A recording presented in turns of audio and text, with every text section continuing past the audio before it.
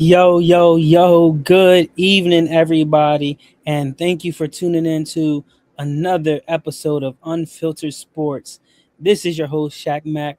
I'm the owner of Dogs Basketball, and I wanted to give an updated, exciting update, exciting update, because um, if you haven't seen already, uh, our Lady Dogs, which is our ladies basketball team, we have played our first official game in our inaugural season, and that has let us to um, start our season off kind of strong. Unfortunately, we didn't get the outcome we wanted, which was a loss by 4 points, but that is a-okay. I'm not upset about it. They played a hard and well fought game, and I'm excited to see how this rest of the season is going to go for them. They do have a game this upcoming Sunday, and more details will be disclosed as we go throughout the week here. So we're kind of just waiting for some more details to come along, and we'll be good to go. But with that being said, though, today is going to be a lot of different things we're going to talk about.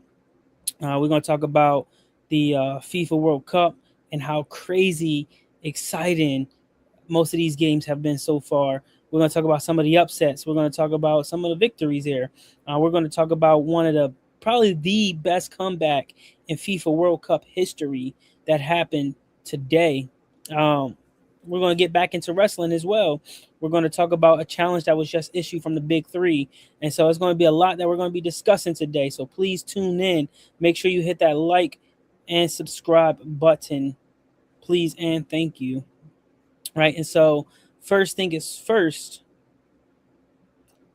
is let's talk about this FIFA World Cup really fast. First and foremost, FIFA World Cup has been exciting.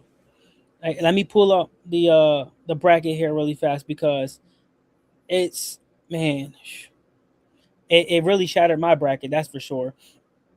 And so we had where'd it go?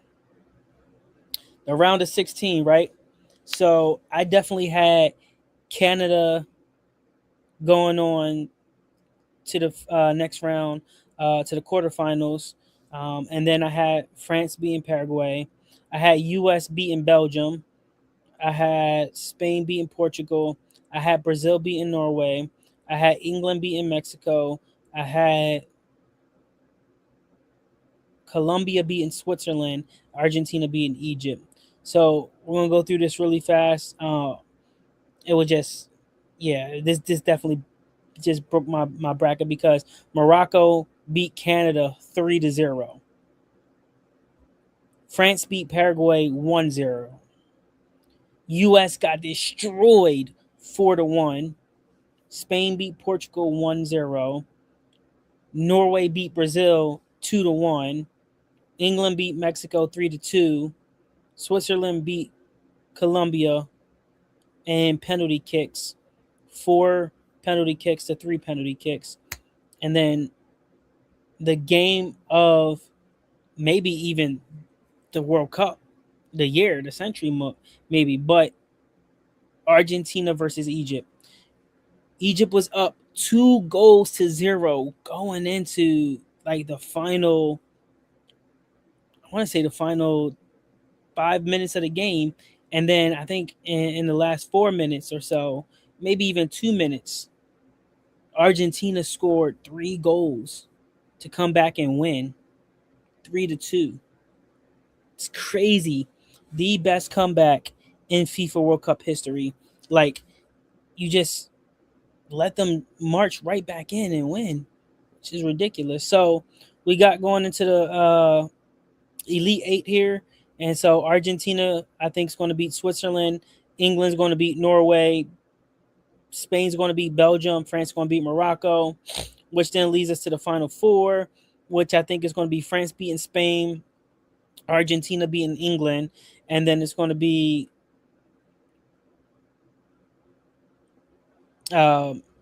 Argentina versus France in the finals. And then I believe that Argentina secures a back-to-back World Cup victory here for soccer. That's great for them.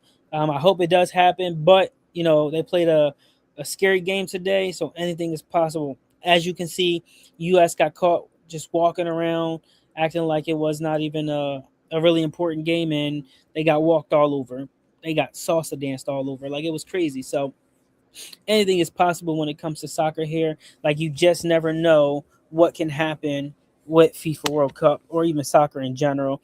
Um, the next thing that I want to talk about, as far as uh, what was on our agenda today, is that the Big Three has issued a challenge to the Ball brothers. Now, I think that this is very, very interesting because August 22nd in Charlotte is when they'll have uh, their All Star weekend, All Star game, championship game, whatever you want to call it. That's when they're going to have that, and they are challenging the Big Three All Star versus the Ball brothers. And so I think that's going to be an amazing game to see. The Ball brothers versus the All Stars from the Big Three. See how they compete versus the Ball brothers. See how the Ball brothers can hold up against some of these old timers, and if they really still got it. Um, I really think that that's going to be one of the games for the books for the Big Three. That's going to help set them over that slump that they may be in right now, as far as getting more viewers out, whatever it may be. That may be the game for them.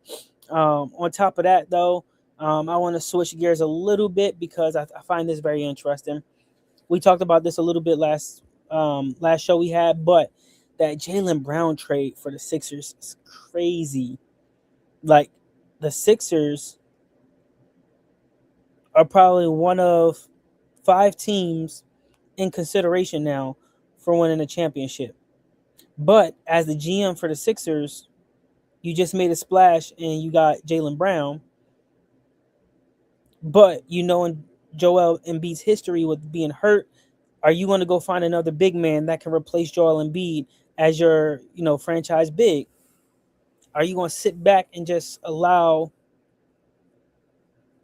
this season to be not necessarily like a rebuild season, but like, oh snaps, like I can leverage Jaylen Brown to get someone else. I can leverage this person to get whoever I want. But just look at that, is that because Jaylen Brown came to Philadelphia, there's now speculation that LeBron James might come to Philadelphia. Honestly speaking, I hope he doesn't come to Philadelphia, but if he does, it's not the end of the world. One of the things that I've seen is that LeBron was posting a video of him buying golf clubs for Kevin Hart.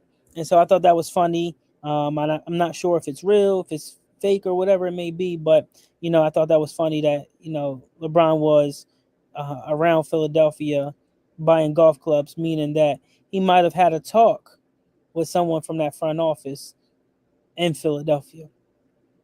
Um, if he does come to Philadelphia, I believe that ticket sales are going to start to skyrocket just a little bit.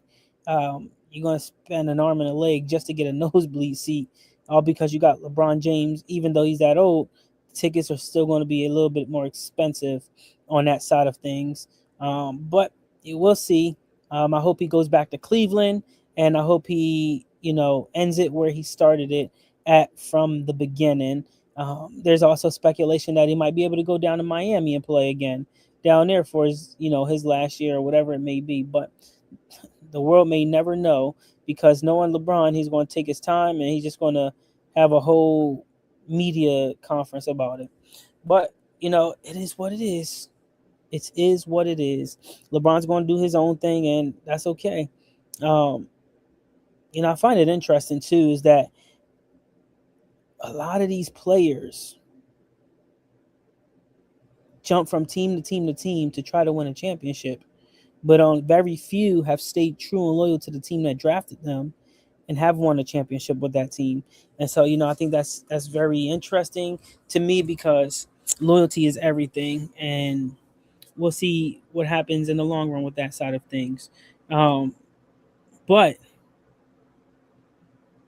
on the grand scheme of things, the bigger picture here, right, is last week or last show we talked about WWE, and we talked about your dream team versus your redemption team. We talked about a tag team matchup that could possibly happen. We put together a dream matchup that would have been crazy to see. It was a hell or a steel cage match or Hell in a Cell match, one of them, with this team versus that team, and it was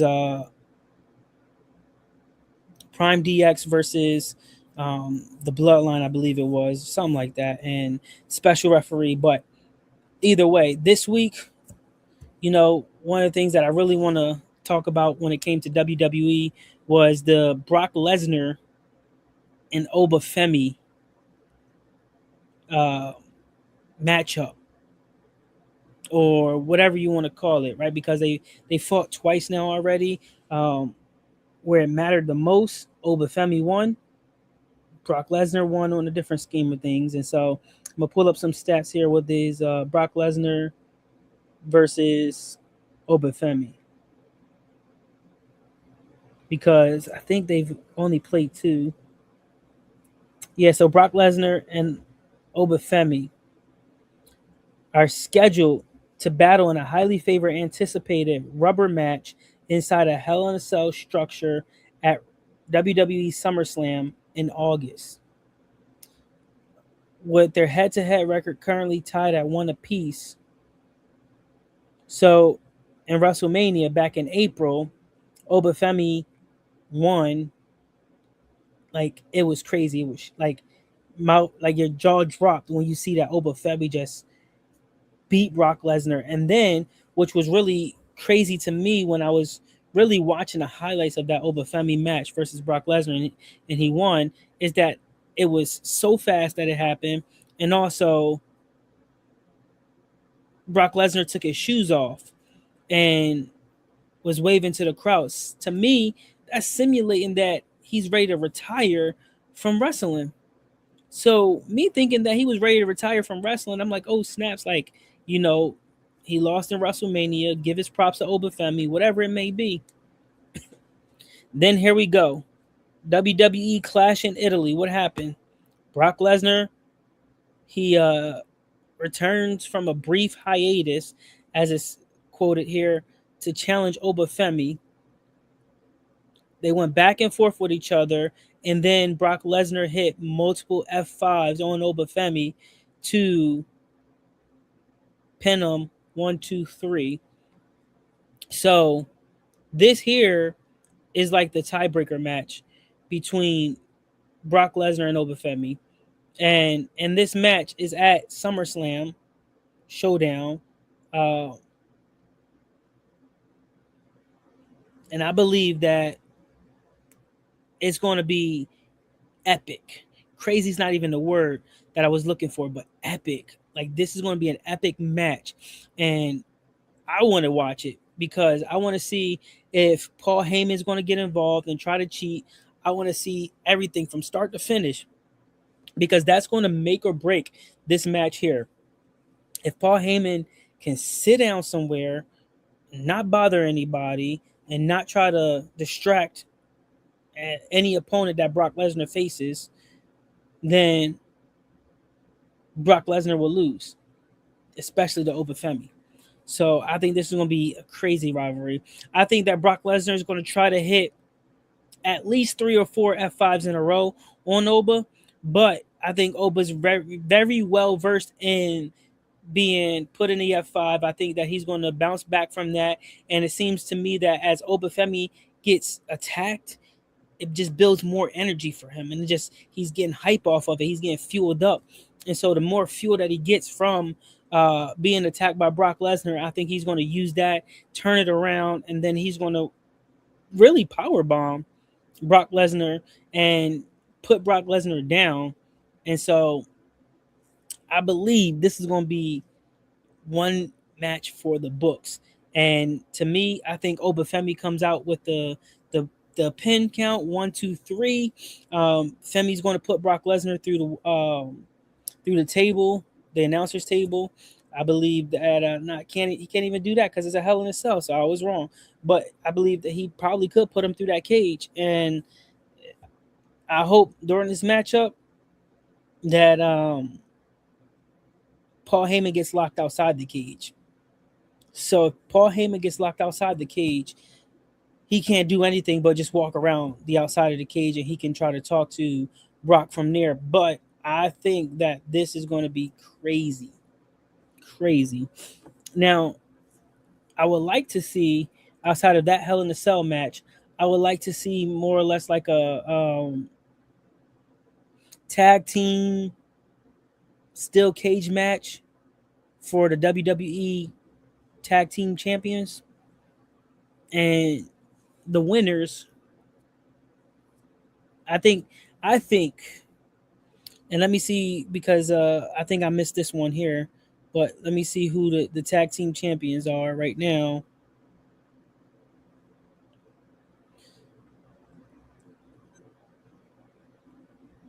So as of right now, the Vision, so Braun Breaker and Austin Theory are the WWE tag team champions after capturing the title on July 6th by defeating the Street Profits. Um, so on SmackDown,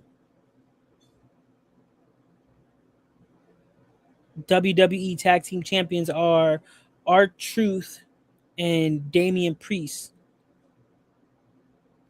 So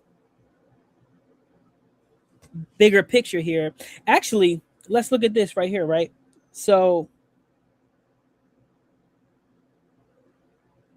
the Hardy Boys holds the TNA World Tag Team Champions right now.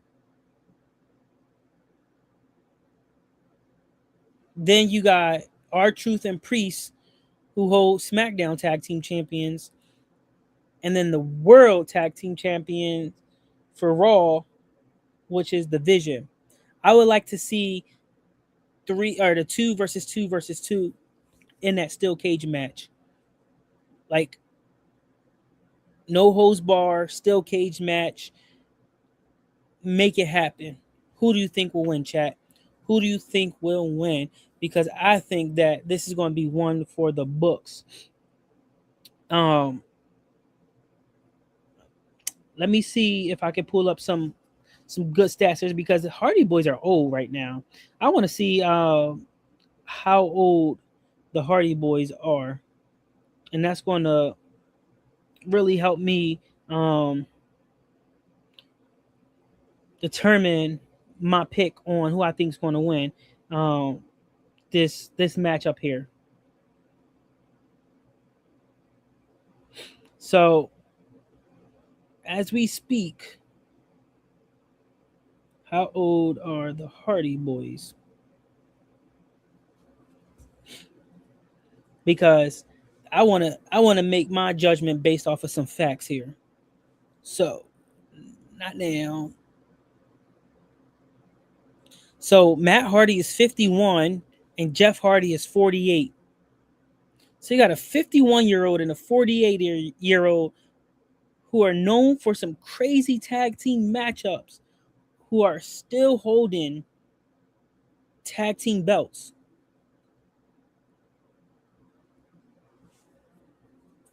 In my opinion, that's like Ric Flair. Not even Ric Flair. I can't even do that to Ric Flair. But more like the Legion of Doom coming back out of retirement and taking over as tag team champions during SmackDown when they had made their return. Like that right there is, I think that's cool. Cool to see. But, some of my favorite tag team champions were the Hardy Boys. And so that's why I'm really intrigued to see that they're still wrestling and still actually winning titles at that because Hardy Boys been around since I started watching wrestling, maybe even before then, and they were right around that time they went from WWF to WWE, and then they went to TNT from there, or TNA from there. So, but yeah, see, it shows that they've wrestled with WWE, AEW, and now TNA. So good for them. But if we put again the Vision, who is Braun Breaker and Austin Theory from Raw, versus Damian Priest and R-Truth from SmackDown, versus the Hardy Boys, who's going to win that? Who's going to win it? That's what I want to know. That's just one matchup, right? And I'll put that in the chat right here for y'all. So I'm going to say SmackDown Tag Team Champions versus Raw Tag Team Champions versus TNA Tag Team Champions.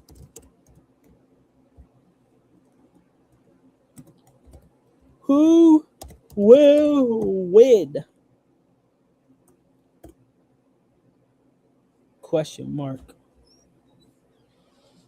From there, the other thing that I want to talk about is the women's tag team titles, right? Because we know right now that the women's tag team title is held by Brie Bella and Paige Rain as the women's tag team titles. What's going on, Split Mind Media? Thank you for tuning in. So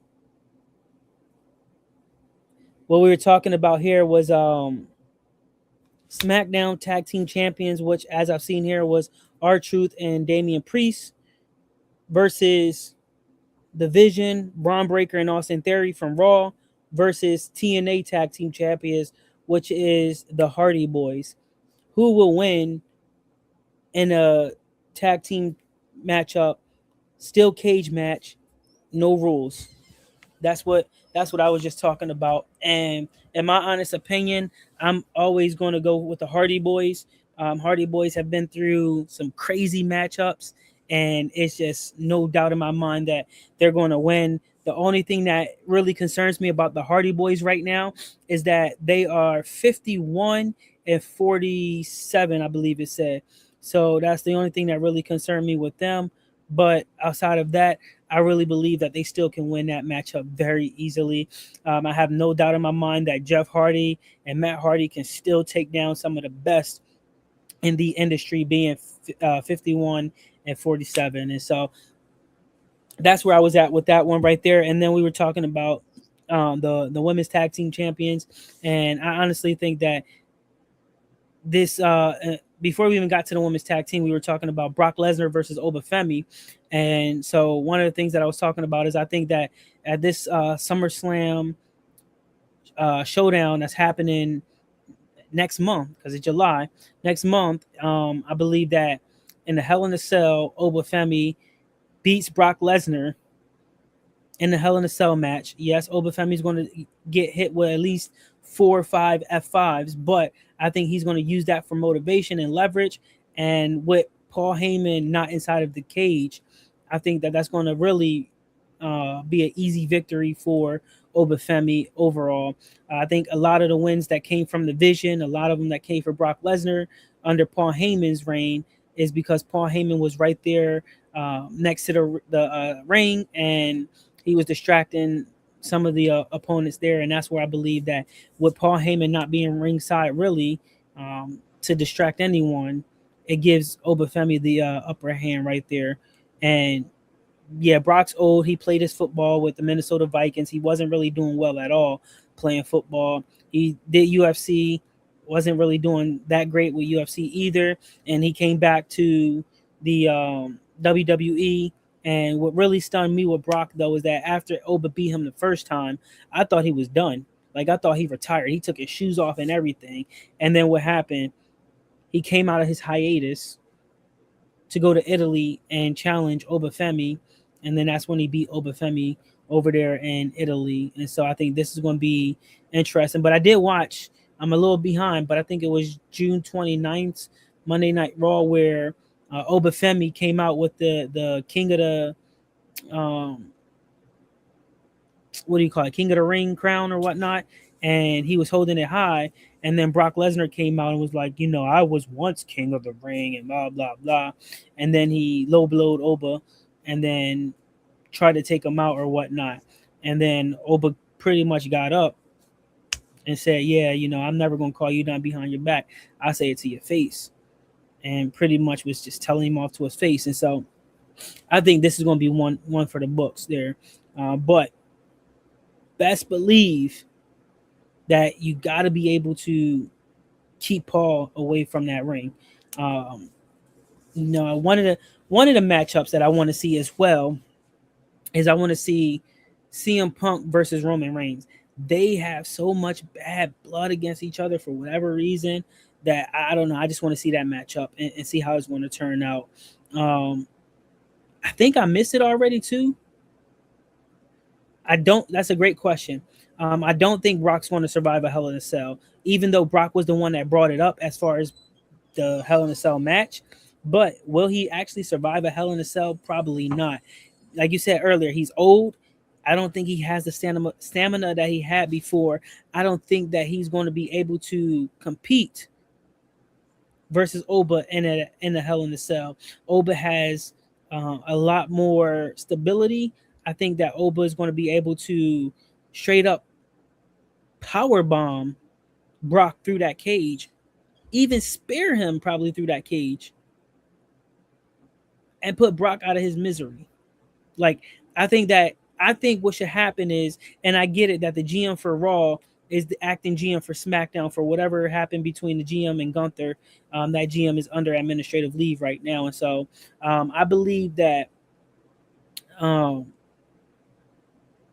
the GM should make this how they did to Ric Flair versus Shawn Michaels. If Ric Flair won, he can continue wrestling.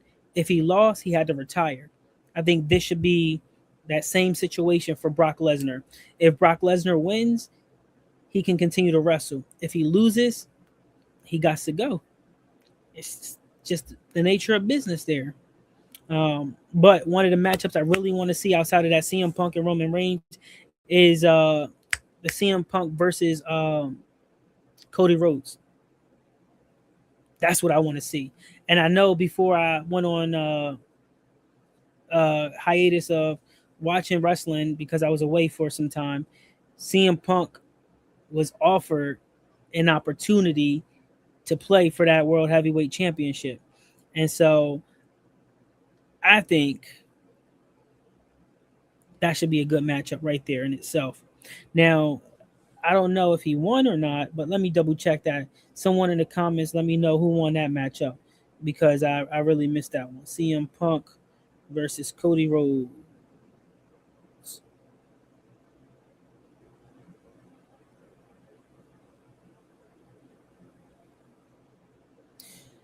It says CM Punk and Cody Rhodes are currently on the collision course following the July 6th episode of Monday Night Raw after Gunther attacked Cody Rhodes and took him out of his title match against Sami Zayn.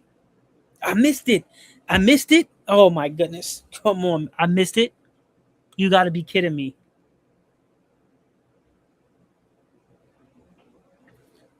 So is Gunther being banned or what? Because that's crazy. Um, so CM Punk beat Cody Rhodes to get the championship, and then it's supposed to be kind of like a rematch, I'm guessing. But because Gunther attacked him, uh, he's now kind of out of it, out of a title match at that point, I guess. So with Gunther attacking Cody Rhodes, that means CM Punk stepped in, defeated Zayn, and he won the undisputed champion. Yo, all right, split mind. You got to let me know some of the details of how that went down and what's going on with Gunther. Is Gunther is Gunther a maniac, and is he going to survive WWE? Like, that's what I want to know. Because I missed it. Like, yo, I'm actually upset that I missed that. All right, so how, like, I'm gonna watch it obviously. So like, you can ruin it all you want, but like, how did this actually play out? Was the attack be like, old school, before the match happened? You attack somebody backstage, you throw them inside the limousine, and boom, they out of there. Or was it like Gunther ran out there to the arena and then he took off from there? Because like, yo, if there's some DX kind of, you know, knock them out kind of stuff, like that's crazy. Like, it might be a return to DX momentum style here. That's, yo, I really got to watch that episode, man. I'm behind so much on that, and I really want to see uh, what's going on and all of that stuff. So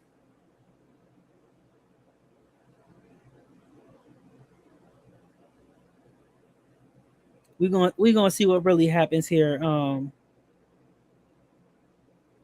kind of, yeah, I'm excited, man. This is gonna be interesting for me, but um,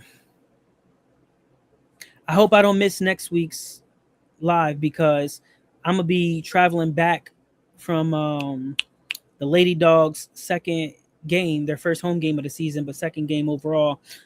We came up short this past Sunday by 4 points. Sad part was we were up for most of the game, but we kind of beat ourselves. But that's the neither here or there. We lost by 4 points in our inaugural season in our first game, and that's okay. They fought hard, they played well, but we also didn't even have our full roster there too, which is another thing. But I think that if we ever go up by 30 points or whatever on any team that we play, I think that we got an opportunity to put more bench players in and give them some more playing time. This was the first time that this team has ever played together as well. Like, they're all new playing with each other. And so the fact is that, a bunch of ladies playing semi-pro basketball, and it's the summer. And so they're like, I want to get to know you. I want to get to know you. We want to play basketball. So let's see how we can build upon that. Right. I didn't know this, but we got a superstar. She like 6'3", and when I tell you, like, every opportunity she had, she was blocking shots left and right out there, bro. Like, what, bro? The fact that I had to look up to her, and it's not hard for many people. Like, they taller than me, but I got to look up to a lot. But it's crazy because she was cooking these people so bad that they just started calling fouls on people left and right, and then they eventually tried to get her fouled out the game, but it didn't work. But I respect her grind. I respect her hustle. I respect her play because she was out there just going right at everyone. And so I was amazed at that. But we played the same team on Sunday at 5 p.m. And I'm going to do my best to actually have the live stream up and running. We had some technical difficulties running it at the facility we were at, due to Wi-Fi or whatnot. So we're going to see how this goes out this time. But yo, because you just told me that though, Split Mind, I'm definitely going to have to get on that Monday Night Raw and figure out how everything played out 100%. Because, man, if Gunther came out and took out Cody Rhodes like that, he must have had it coming. Like, Cody must have said something disrespectful to him or whatever it may be, but that's crazy. Um, I don't know. Maybe it's because Gunther is pissed off at the GM of SmackDown, and that's why he went on administrative leave or whatever it may be. But I did see something. I think it was last week. I want to say it was, or 2 weeks ago, where the GM for Raw is acting as the GM for Raw and SmackDown because the GM for SmackDown was on admin leave, and it was because of an argument with Gunther and him. And I wonder if that really set the stage and the tone for Gunther to come out and actually do what he did to Cody Rhodes. Oh, it's got me hyped right now. So I'm gonna have to, yeah, I'm definitely gonna have to check that one out. So I'm very intrigued on that one. Uh, but before I give you guys your time back or whatnot, please, if you haven't already, go ahead and subscribe to Dogs underscore basketball here on YouTube. Fueling the fire to make the title scene better. Of course, of course. That means they got to give Cody Rhodes a title shot now once he come back or whatever. But yeah, y'all haven't, go follow Dogs Basketball on YouTube, and then make sure you go subscribe, share that channel for me, please. Also, um, that's where we're going to be streaming our Lady Dogs basketball games. That's where we're going to be streaming our Dogs basketball games. That's where we're going to be doing a lot of stuff um, going forward. And the more subscribers we get from the Dogs basketball channel allows us to keep our live streams free, and we don't have to charge our fans to watch our games live or whatnot. And so I'm excited. I'm blessed to be in the position that we are in right now. I'm really hoping that we can continue to grow as an organization and move forward. The team that we have is a powerhouse team. We're still growing and still getting to know each other, but our men's team as well. I'm very excited for where we're at as a men's team, and I really want to see how we're going to produce this uh, upcoming winter season. And so, our first men's game is October 17th. It's a home game. It's our season opener, and I'm very excited to see what happens. Really, we have a lot of powerhouse names coming out of Philadelphia playing for Dogs basketball, and I believe that this house is going to be packed because our first 3 out of 5 games are home. And so, if we can pack out the house for these 3 games to start the season, it's going to be a statement for these away games because we go away to Virginia within those first 5 games, and I believe we got a game in Philadelphia within those first 5 games as well. And so it's going to be very, very interesting to see how we pack this house out. I'm excited, and believe it or not, um, his YouTube name is and Instagram name is G Funny. He's going to be uh, suiting up with Dogs basketball, and I think this is going to be a blessing in disguise for us as well. And so, um, we get to have a celebrity player, and he's going to be our celebrity all star for Dogs basketball season home opener on October 17th, and I'm super excited for that. I'm super excited for that. So with that being said, you guys, I'm just going to give you the rest of your night back. I appreciate you guys for tuning in. Stay blessed, everybody. I'm looking forward to seeing some more of you guys' content coming out on YouTube. If you haven't already, subscribed to Primetime 1 a.m. as well. That way I can get those notifications that you guys are going live and that I'm going live as well. And, big shout out to Split My Media. Big shout out to Ant Like the Bug. Big shout out to Out the Pit, Sackcloth Queen. Shout out to OG. Ron's opinion don't matter. Appreciate you guys time and time again for the multiple support. Can't forget about Bam, the God as well. Shout out to you as well. You guys got some merchandise and all of that stuff, and so I really appreciate it. Split My Media, we got to get you some Dogs merchandise as well. So um, I'll get your size, and we'll get you some Dogs gear sent out to you as well. But again, I appreciate it. And with that being said, y'all have a good night. Let's go Dogs.